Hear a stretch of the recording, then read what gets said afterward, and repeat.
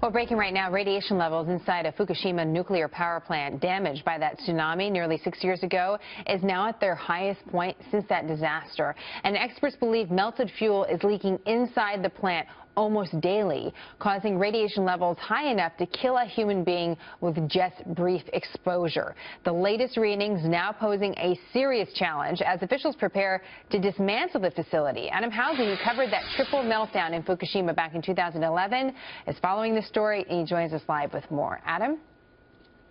Yeah, Jenna, hard to believe it's been nearly 6 years. And when we initially covered that, it was that great video that came in that really showed the destruction that Japan had to endure from the earthquake and the tsunami. But no one knew at the time the growing threat, which today continues to only get worse. That was the tsunami that took out the cooling system at Fukushima that basically caused the meltdown of 3 reactors that continues to this day. In fact, we're told the most recent numbers due to those meltdowns that nearly 300 tons of radioactive water is dumped into the Pacific Ocean each and every day. The radiation levels, in fact, inside are now the highest level since 2011. Tokyo Electric Power Company, Tepco, which is in charge of this area, reports that the radiation level has reached 530 sieverts per hour. To give you an example, it used to be 73 per hour. For people that don't know this stuff, let's put it into very simple terms. 4 sieverts can kill a handful of people. Right now, 530 per hour are being detected there.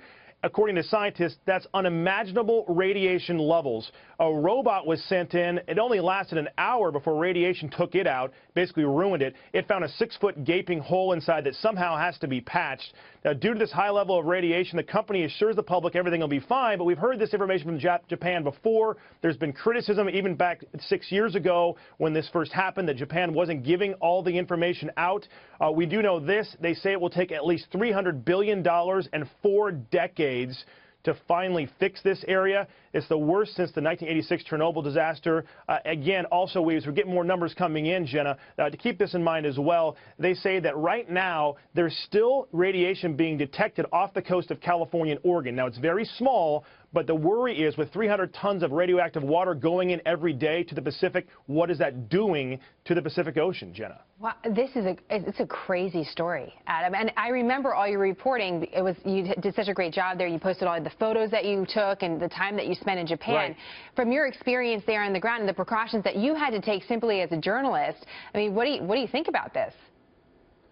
Well, we were only got within 90 miles because we had protective gear, but, we didn't know what we were dealing with. And that was one of the biggest complaints. Even the U.S. military was complaining to the Japanese government at the time. They weren't getting the true numbers. And what some people are saying is, has it been this bad from the beginning? And how are you going to fix this 6-foot hole? I mean, a robot only lasted an hour or so because the radiation level is so high. And we really don't all know also what this radioactive water is doing to the Pacific, Jenna. I think a lot of people are very concerned about that. They continue to monitor fish off of Japan. There's still areas you're not allowed to fish in, but that water, as we know, moves towards the west coast of the U.S. I haven't thought about it for several years, and now certainly we are. We're going to have to follow up on this. Adam, thank you.